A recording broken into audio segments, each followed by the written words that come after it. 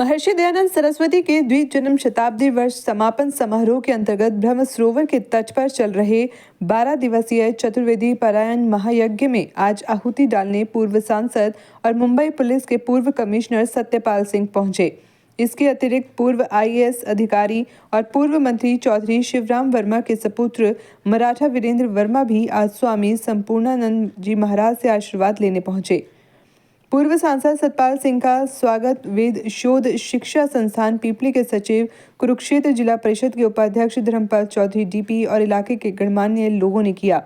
इस मौके पर स्वामी संपूर्णानंद जी महाराज द्वारा आए हुए अतिथियों को अंगवस्त्र और स्मृति चिन्ह देकर स्वागत किया गया।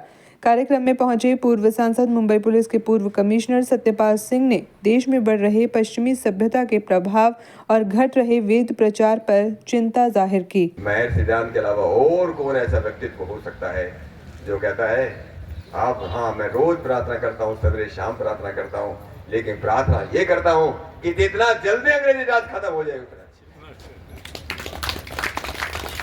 ये हिम्मत कौन दिखा सकता है? ये महर्षि दयानंद। जिन लोगों ने मैंने कुछ सुना है, एक उसमें पढ़ाई किया कि सब तक कितने साल हो गए? 40 साल हो गए। 1837 से लेकर के 1877 तक इस देश के अंदर इतने बड़े बड़े अकाल पड़े।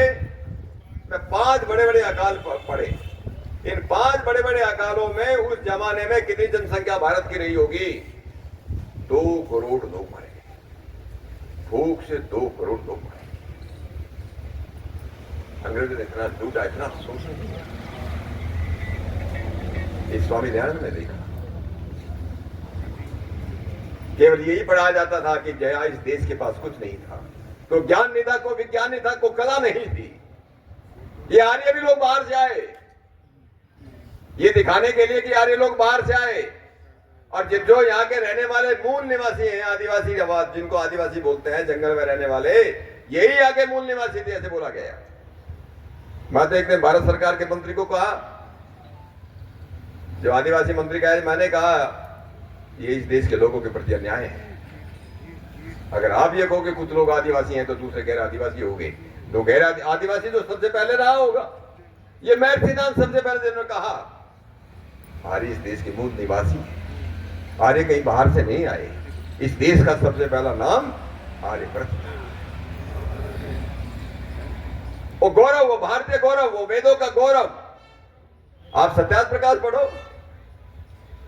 सत्यार्थ प्रकाश में लिखा है स्वामी जी ने, चक्रवर्ती सम्राट होते थे इस देश के अंदर। ये सोने की चिड़िया थी।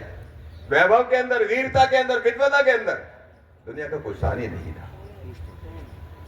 ये महर्षि दयानंद ने जाना, और ये उन्होंने जाना कि जब तक इस देश के अंदर वेदों की प्रतिष्ठा रही, वेदों के यज्ञ होते रहे। आजकल तो क्या हो गया, हिंदुओं में भी क्या हो गया, वेद तो छोड़ दिए, उपनिषद भी छोड़ दी, रामायण भी छोड़ दी। आजकल सुंदरकांड के पाठ होने लगे, श्रीमद् भागवत के पाठ होने लगे। हमारा स्तर कहाँ जाता रहा? जो वेदों का पाठ करने वाला ये देश था, वो कहाँ हो गया?